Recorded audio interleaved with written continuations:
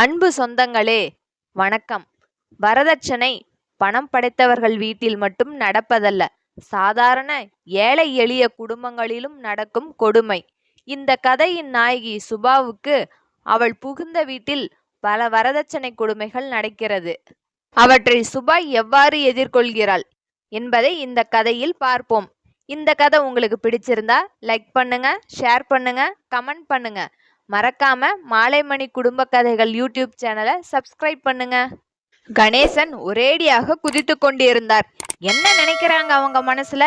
எது பேசினாலும் கேட்க ஆள் இல்லைன்னு நினைச்சிட்டாங்களா? இப்போ கிளம்புனா நாக்க பிடுங்குற மாதிரி கேட்டுட்டு வந்துடுவேன். அவரின் சத்தம் கொஞ்சம் கொஞ்சமாக அதிகமாக அவர் மனைவி கமலாவும் மகள் சுபாவும் அழுது கொண்டு இருந்தார்கள்.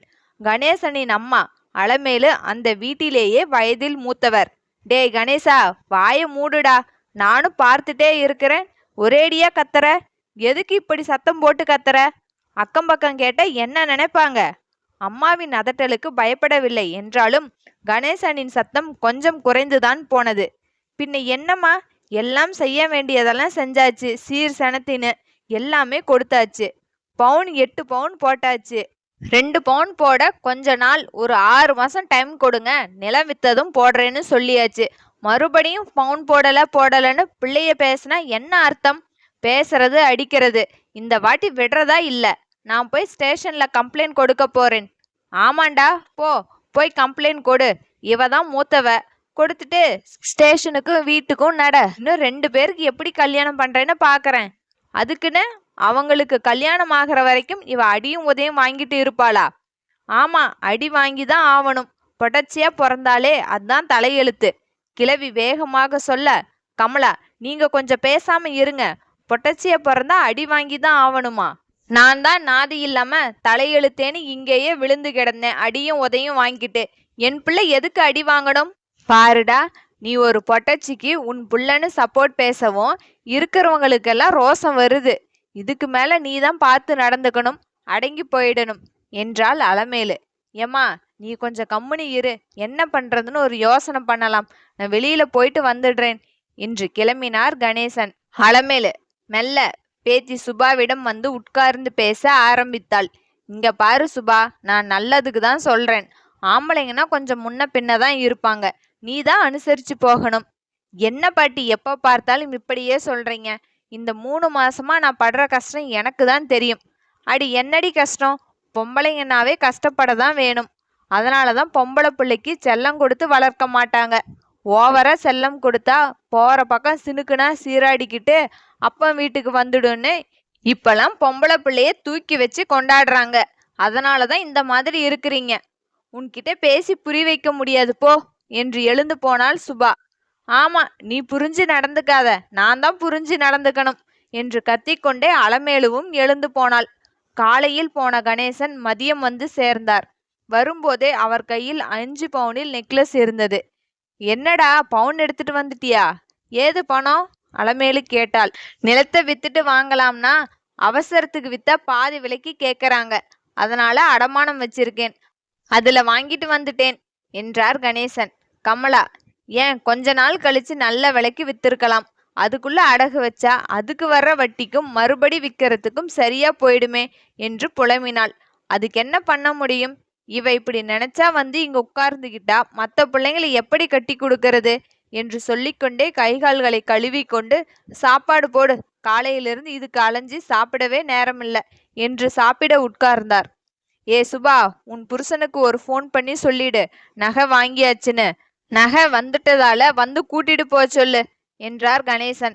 சுபா ஃபோன் பண்ணி சொல்ல, பக்கத்தில் 1 மணி நேர தூரத்தில் இருந்த சுபாவின் புருஷன், சேகர், இப்ப வேலை இருக்கு, 1 மணி நேரத்துல வரேன், ரெடியா இரு என்றான். சுபா வந்து சொன்னதும் அலமேலு, மருமகன் வராங்க, கறி எடுத்து வந்து குழம்பு வைங்க என்றாள். ஆமா, வரப்பெல்லாம் கறியாக்கி தான் போடுறோம், தின்னுட்டு போயிட்டு போன ஒரே வாரத்துல அடிச்சு துரத்தி விடுறாங்க என்றாள் கமலா. மருமகனுக்கு சோறாக்கி போடுறது எல்லாம் சொல்லி காட்டுறியா? இத காதல கேட்டா இங்க கை கூட நினைக்க மாட்டாங்க என்றாள் அலமேலு. ஆமா, இப்படி சொல்லி சொல்லியே என் உசுர வாங்குங்க என்று புலம்பிக் கொண்டே போனாள் கமலா. சுபாவுக்கு பிரயாண தூரமே 1 மணி நேரம்தான். வேலை இருக்கு, 1 மணி நேரத்துல வரேனா இப்ப கிளம்பிட்டாருன்னு அர்த்தம் என்று நினைத்து கொண்டே போய் குளித்து ரெடியாக தொடங்கினாள். கமலா சமைத்து முடிக்கவும் சேகர் வரவும் சரியாக இருந்தது. வாங்க என்று கமலா கேட்டபடி தண்ணீர் கொண்டு வந்து கொடுத்தாள். எனக்கு நிறைய வேலை இருக்கு. எங்க அவ? வர சொல்லுங்க, நான் போகணும் என்றான் அவன் பைக்கில் இருந்து இறங்காமலே. அப்படியே வேலை கொட்டி கிடக்குது இவனுக்கு. வெட்டி பையன், வீட்டுல தின்னுட்டு ஊர் சுத்திட்டு தான் இருப்பான் என்று மனசுக்குள் திட்டிக்கொண்டே, சாப்பிட்டு போங்க, கறியாக்கி இருக்கு என்றார் கணேசன். எப்படியும் சாப்பிடாமல் போக மாட்டான், ஆனாலும் சொல்லணுமே. கணேசன் எதுவும் சொல்லாமல் போனார். அலமேலு ஓடி வந்தாள். போய் உன் புருஷனுக்கு தண்ணி கொண்டு போய் கொடு, கை கழுவ போ என்று பேத்தியை விரட்டினாள். சுபா தண்ணீர் கொண்டு வந்து நீட்டினாள். நான் வேலை இருக்கு, நேரமாச்சுங்கிற, நீ இன்னும் ரெடியாகலையா என்று கேட்டுக்கொண்டே வண்டியிலிருந்து இறங்கினான் சேகர். செம்பை வாங்கி கை கழுவி கொண்டு, எனக்கு அவசரம், சீக்கிரம் போடுங்க, இல்லை இன்னும் செய்யவே இல்லையா என்றான். வெட்டி பையன், அதிகாரத்துக்கு ஒன்னும் குறைச்சல் இல்ல என்று நினைத்தாள் கமலா. சாப்பிட்டு முடித்தவுடன் சுபாவை கூட்டிக் கொண்டு கிளம்பினான் சேகர். அவர்கள் போனதும் பெருமூச்சு விட்டார் கணேசன். கவலையாக உட்கார்ந்தவர் பக்கத்தில் வந்து உட்கார்ந்தாள் கமலா. இவ ஒருத்திக்கே எல்லாமே பண்ணா இன்னும் 2 பேருக்கு என்னங்க பண்றது? நிலம் வாங்க நாளைக்கு ஒருத்தர் வரார், அவருக்கு முன்ன பின்ன கொடுத்துடலாம்னு இருக்கேன். கொடுத்துட்டா சின்னவளுக்கு 10 பவுன் எடுத்து வச்சிடலாம். அவளுக்கு அந்த மில்லுல வேலை பார்க்கிற மாப்பிள்ளை வீட்டுல கேட்டாங்களே, அங்கேயே பேசி முடிச்சுடுவோம் என்றார் கணேசன். அந்த பையனுக்கா? சொந்தமா வீடு கூட இல்ல, அங்க போய் கொடுக்கறதா என்றாள் கமலா. சொந்தமா வீடு நிலம்னு பார்த்து ஒருத்திய கொடுத்துட்டு தான் இப்போ முழிக்கிறோமே, போதாதா? அந்த பையன் நான் விசாரிச்ச வரைக்கும் தங்கமான பையன், அப்பா அம்மாவும் நல்ல குணம், நல்ல இடம்தான் என்றார் கணேசன். ஆமா, இவளுக்கும் நல்ல இடம்னு சொல்லிதான் பண்ணோம். கடைசிக்கு எந்த செலவுனாலும் இங்க பணம் வாங்க அனுப்புனாங்க. என்னதான் பண்றது என்று புலம்பினாள் கமலா. 3 மாசமா 2 பவுன் நகை போடலன்னு சண்டை போட்டு போட்டு துரத்தி விட்டாங்க. நாமளும் சமாதானத்துக்கு 1000, 2000, 5000ன்னு கொடுத்துட்டு இருந்தோம். அந்த பணத்துக்கு 1 பவுனே எடுத்திருக்கலாம் என்றாள் கமலா. ஆமா, இப்பதான் நகை போட்டாச்சு, இனிமே என்னத்துக்கு சண்டை வருது? நாம் அடுத்தவளை ஒப்பேத்துற வழிய பார்க்கலாம் என்ற கணேசன் போனை எடுத்து மாப்பிள்ளை வீட்டு நம்பர் தேடினார். 2வது மகள் ரேகாவுக்காவது பிரச்சனை இல்லாத நல்ல இடமாய் இருக்கணும் என்று நினைத்து கொண்டே போன் பண்ண பேச எடுத்தார்.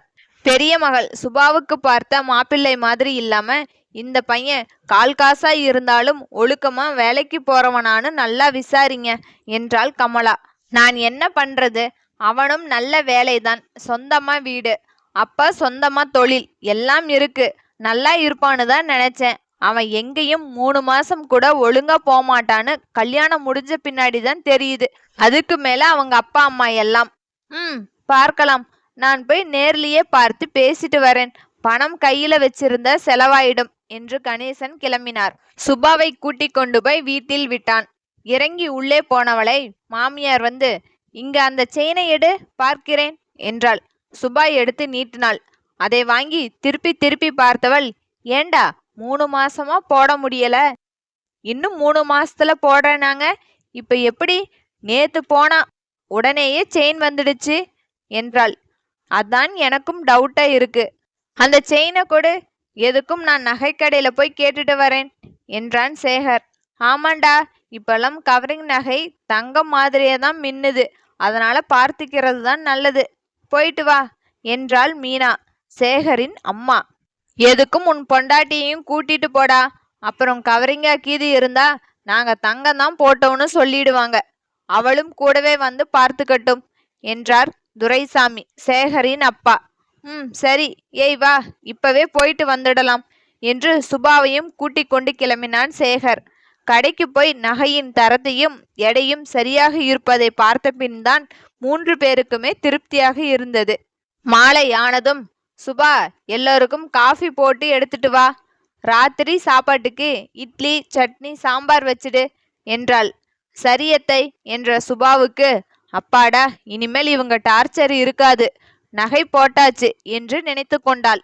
காஃபி போட்டு கொண்டு வந்து கொடுத்தபோது, உனக்கு மாமியார் கேட்டாள். எனக்கு வேணாம் என்று தலையசித்து விட்டு திரும்பி நடந்தாள் சுபா. கல்யாணமான முதல் வாரம் இதே போல்தான் காஃபி கொண்டு வந்து கொடுத்துவிட்டு தானும் ஒரு டம்ளர் காஃபியை கையில் எடுத்தாள் சுபா. இதென்ன, ஒரு நாளைக்கு ஒரு தடவை காஃபி குடிச்சா பத்தாதா, 2 தடவை குடிக்கணுமா? இங்கு என்ன காஃபி தோட்டத்திலேயே விளையுது என்று பேசினாள். அதோடு காலை காஃபி மட்டும்தான், அதுவே அரை டம்ளர் தான். இன்னைக்கு வேண்டுமென்றே கேட்கிறாள் மாமியார். சுபா கிச்சனில் நுழைந்தவள் திரும்ப வந்தாள். அத்த, என்ன, இட்லி எத்தனை ஊத்தட்டும்? உன் மாமனாருக்கு 6, எனக்கு 4, அவனுக்கு 5, உனக்கு 2, மொத்தம் 18 ஊத்து, போதும் என்று விட்டு டிவி பார்க்க ஆரம்பித்தாள் மீனா. எரிச்சலாக வந்தது. அதென்ன இவளுக்கு 2, எத்தனை வேணும்னு ஒரு நாளும் கேட்டதில்லை. அவர்கள் சொல்வதை தான் சாப்பிடணும்.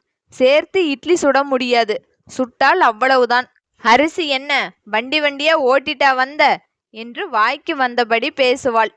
சமையல் முடிந்து அவர்கள் 3 பேரும் சாப்பிட்ட பின் இவளும் சாப்பிட்டு பாத்திரம் எல்லாம் கழுவி முடித்து இவர்கள் அறைக்குள் நுழைந்தாள்.